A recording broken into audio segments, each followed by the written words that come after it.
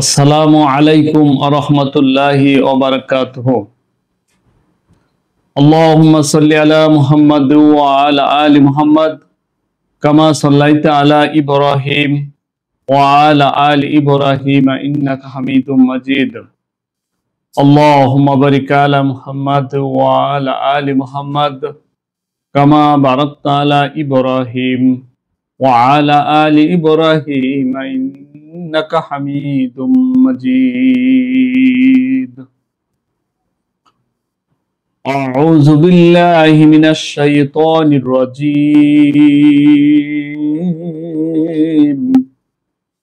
بسم الله الرحمن الرحيم.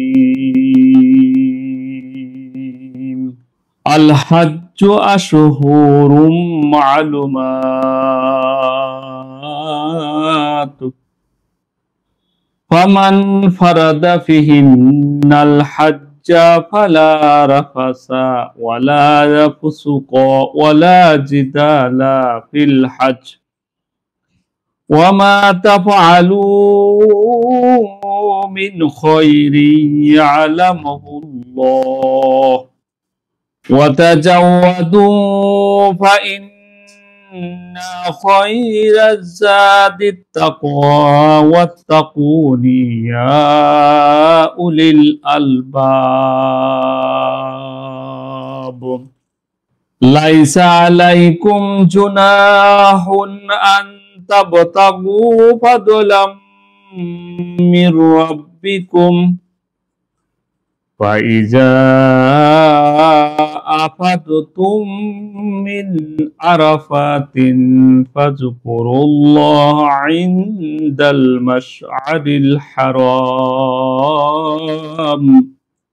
واذكروه كما هداكم وإن كنتم من قبله لمن الضالين.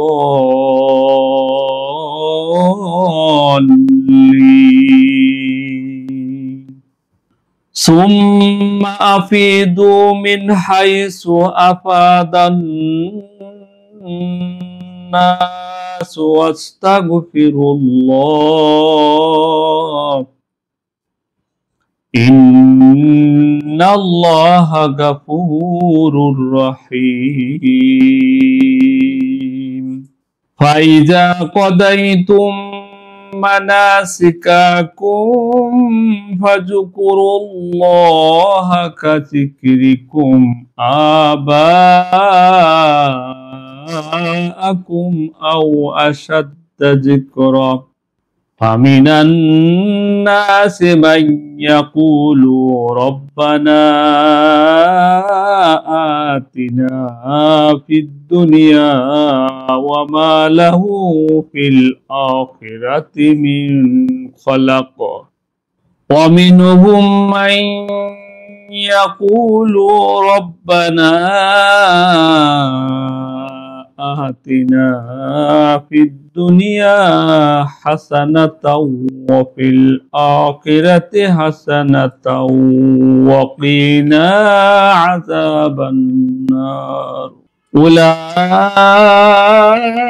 لهم نصيب مما كسبوا والله سريع الحساب.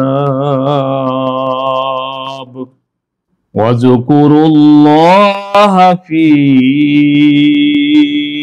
أيام معدودات فمن تعجل في يومين فلا إثم عليه ومن تأخر فلا إثم عليه لمن اتقى. واتقوا الله واعلموا أنكم إليه تحشرون. ومن الناس من يعجبك قوله في الحياة الدنيا ويشهد الله على ما في قلبه وهو الخصام وإذا تولى سعى في الأرض ليفسد فيها ويهلك الحرث والنسل والله لا يحب الفساد وإذا قيل له اتق الله أخذته العزة بالإثم فحسبه جهنم ولبئس المهاد ومن الناس من يشتري نفسه ابتغاء مرضات الله والله رؤوف بالعباد يا أيها الذين آمنوا ادخلوا في السلم كافة ولا تتبعوا خطوات الشيطان إنه لكم عدو مبين فإن جللتم من بعد ما جاءتكم البينات فاعلموا أن الله عزيز حكيم هل ينظرون إلا أن يأتيهم الله في جلل من الغمام والملائكة وقضي الأمر وإلى الله ترجع الأمور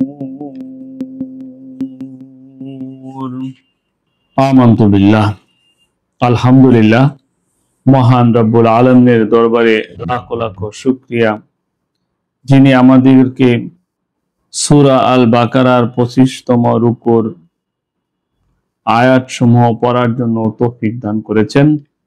এর সাধারণ অর্থ হচ্ছে হজের রয়েছে সর্বজনবিদিত কয়েক মাস, অতএব যে কেউ এগুলোতে হজ করার নিয়ত করবে তার জন্য বৈধ নয় স্ত্রী সহবাস ও অন্যায় আচরণ এবং ঝগড়া বিবাদ হজের মধ্যে।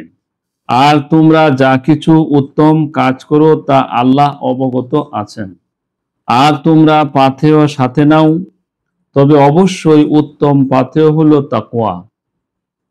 আর হে বিবেকবানরা, তোমরা আমাকে ভয় করো। তোমাদের কোনো গুনাহ নেই এতে যে তোমরা তোমাদের পালনকর্তার অনুগ্রহ তালাশ করবে।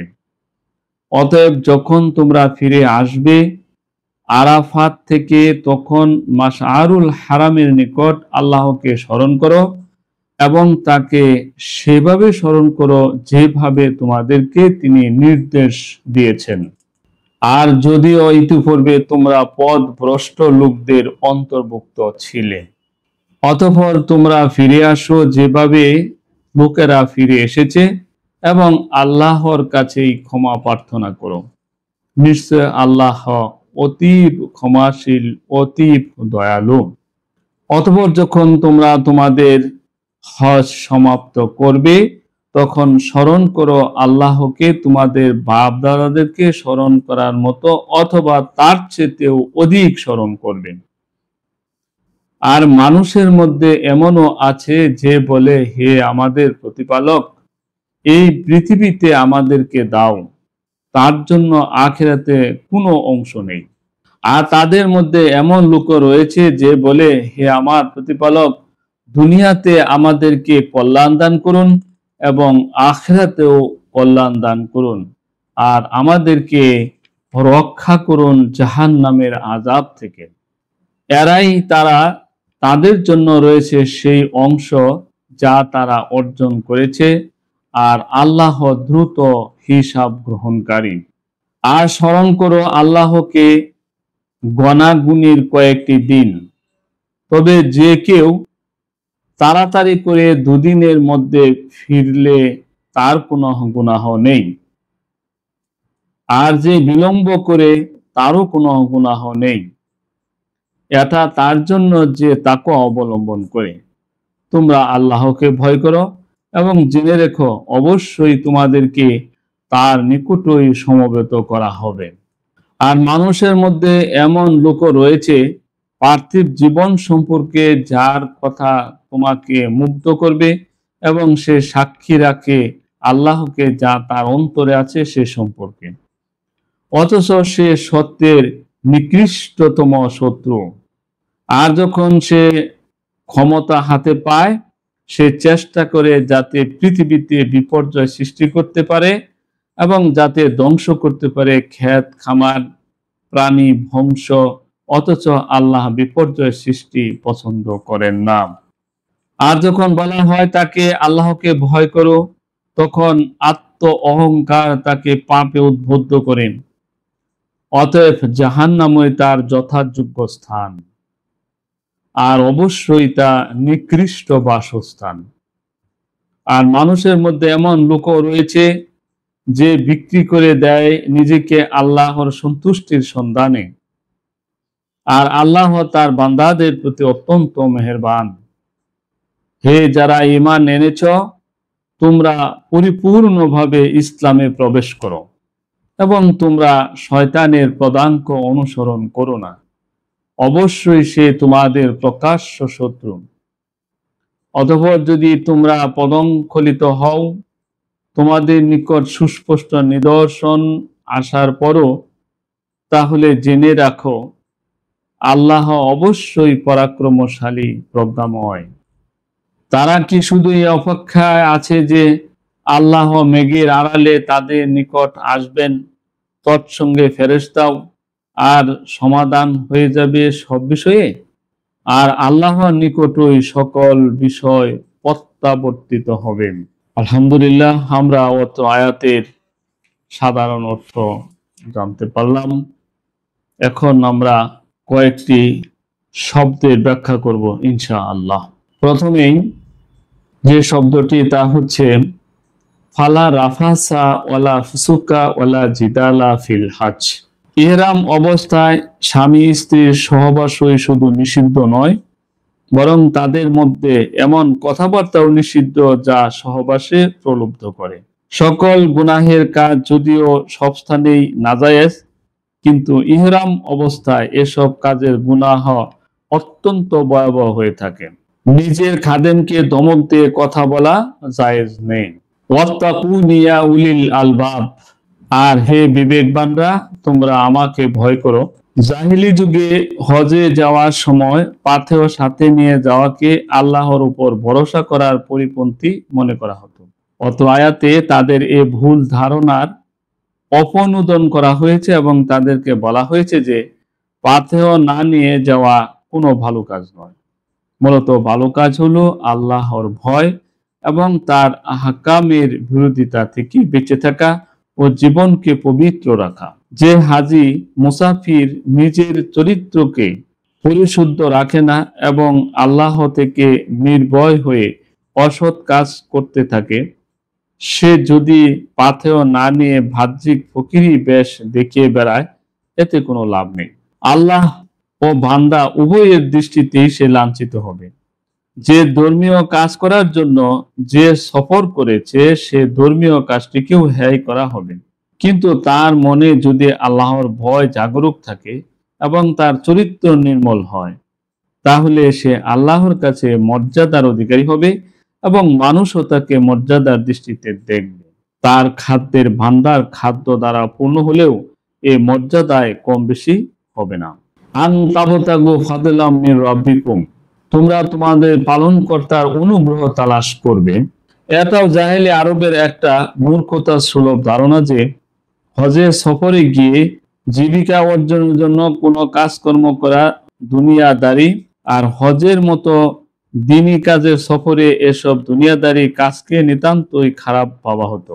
কোরআন মাজিদ এ ধরনের অমূলক ধারণা বিশ্বাসের প্রতিবাদ করে এরশাদ করছে যে একজন ব্যক্তি যখন আল্লাহর প্রতি বিশ্বাস রাখে, আল্লাহর দেওয়া আইন কানুনের প্রতি মর্যাদা প্রদর্শন করে নিজের জীবিকা অর্জনের জন্য চেষ্টা সাধনা করে, তখন সে মূলত আল্লাহর অনুগ্রহেরই সন্ধান করে। অতএব সে যদি আল্লাহর সন্তুষ্টি অর্জনের জন্য সফর দেশে তার অনুগ্রহেরও সন্ধান করে, তাতে তার গুনাহ হবে না। ওয়াইন কুনতুম মিন কাবলিহি লামিনাদ দাল্লিন, যদি ইতিপূর্বে তোমরা পথভ্রষ্ট লোকদের অন্তর্ভুক্ত ছিলে, জাহিলি যুগে আল্লাহর ইবাদতের সাথে অন্যান্য যেসব মুশরিকি ও জাহেলি কর্মকাণ্ডের মিশ্রণ ঘটেছিল সেসব ছেড়ে দাও। এখন আল্লাহ তাআলা তোমাদেরকে যে হেদায়েত দান করেছেন, খালেস ভাবে তোমরা তারই অনুসরণ করো। ফাযকুরুল্লাহ কাযিকরিকুম আবাআকুম আও আশাদ্দা যিকরা, স্মরণ করো আল্লাহকে তোমাদের বাপদাদাদেরকে স্মরণ করার মতো অথবা তার চেয়ে অধিক স্মরণ করবে। আরববাসীরা হজ থেকে ফিরে এসে মিনাতে কবিতা ও গল্পের আসর জমাতো এবং প্রত্যেক গোত্রের লোকেরা গর্ব অহংকারের সাথে নিজেদের পূর্বপুরুষদের কৃতিত্ব জাহির করত এবং নিজেদের ভরাইয়ের ঢুল পিটাত। এজন্য এরশাদ হচ্ছে যে এসব জাহেলে আচরণ পরিত্যাগ করো। ইতিপূর্বে এসব বাজে কাজে তোমরা যে সময় অপচয় করেছ তা আল্লাহ স্মরণে ও জিকিরে আজগারে কাজে লাগাও। এখানে জিকির দ্বারা মিনায় অবস্থানকালীন জিকির বোঝানো হয়েছে। ওয়াহুয়া আলাদুল খিসম, এর অর্থ সেই শত্রু যা সবচেয়ে চরম, অর্থাৎ সত্যের বিরোধিতার ক্ষেত্রে সে সম্ভাব্য সকল প্রকার অস্ত্র ব্যবহার করে। মিথ্যা, বেঈমানি, জাহিলিয়াতি ও বিশ্বাসঘাতকতা প্রভৃতি যে কোনো ধরনের কপটতার আশ্রয় নিতে সে একটু ইতস্ত করে না। ইয়া আইয়ুহাল্লাযীনা আমানু দুখুলু ফিস সিলমি কাফা, হে যারা ঈমান এনেছো তোমরা পরিপূর্ণভাবে ইসলামে প্রবেশ করো।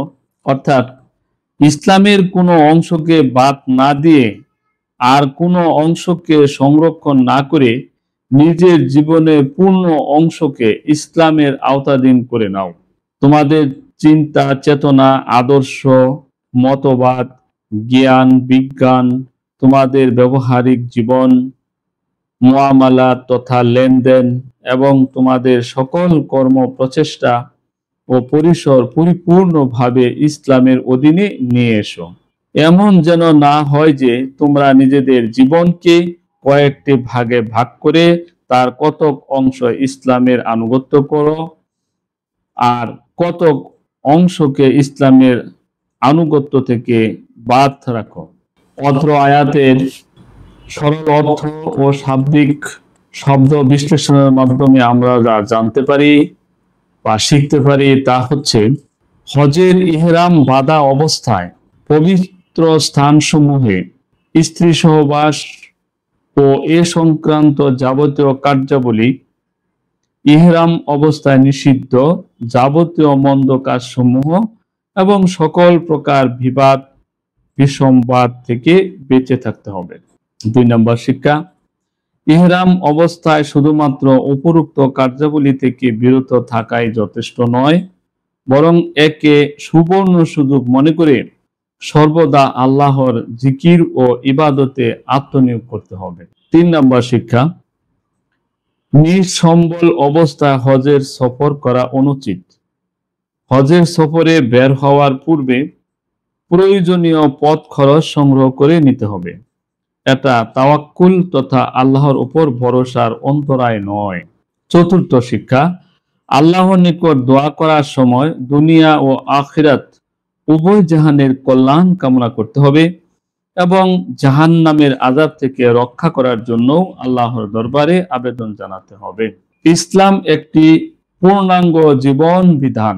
ইসলামে পালনযোগ্য নয় এমন কোনো বিষয়কে পালনযোগ্য মনে করে অনুসরণ করা যাবে না, কারণ এতে ইসলামের পূর্ণাঙ্গতার বৈশিষ্ট্য ক্ষুণ্ণ হবে। 6 নম্বর শিক্ষা, মানব জীবনের সকল দিক ও বিভাগেই ইসলামের বিধিবিধান প্রতিষ্ঠা করতে হবে, আর তখনই ইসলামে পূর্ণাঙ্গভাবে প্রবেশ করা হবে। মুখে ইসলাম, অন্তরে তার বিপরীত, অথবা অন্তরে ইসলাম, বাহ্যিক তার বিপরীত করা, অথবা জীবনের কোনো অংশে ইসলাম মেনে চলা আর কিছু কিছু দিক ও বিভাগকে ইসলামের বাইরে রাখাও ইসলামের পূর্ণাঙ্গ প্রবেশের সাথে সাংঘর্ষিক। 7 নম্বর শিক্ষা, ইসলামে পূর্ণাঙ্গভাবে প্রবেশ না করাই হলো শয়তানের পদাঙ্ক অনুসরণ করা। আর শয়তানের পদাঙ্ক অনুসরণ থেকে বাঁচতে হলে জীবনের সমগ্র দিক ও বিভাগে ইসলাম প্রতিষ্ঠা করে ইসলামে পরিপূর্ণভাবে প্রবেশ করতে হবে। মহান রব্বুল আলামিন আমাদের ব্যক্তিগত জীবনে, পারিবারিক জীবনে, সামাজিক জীবনে এবং আন্তর্জাতিক মহলে ইসলামকে পরিপূর্ণভাবে প্রবেশ করার জন্য তৌফিক দান করুন। ওয়া আখিরি দাওয়ানা আনিল হামদুলিল্লাহি রাব্বিল আলামিন। আসসালামু আলাইকুম ওয়া রাহমাতুল্লাহি ওয়া বারাকাতুহু।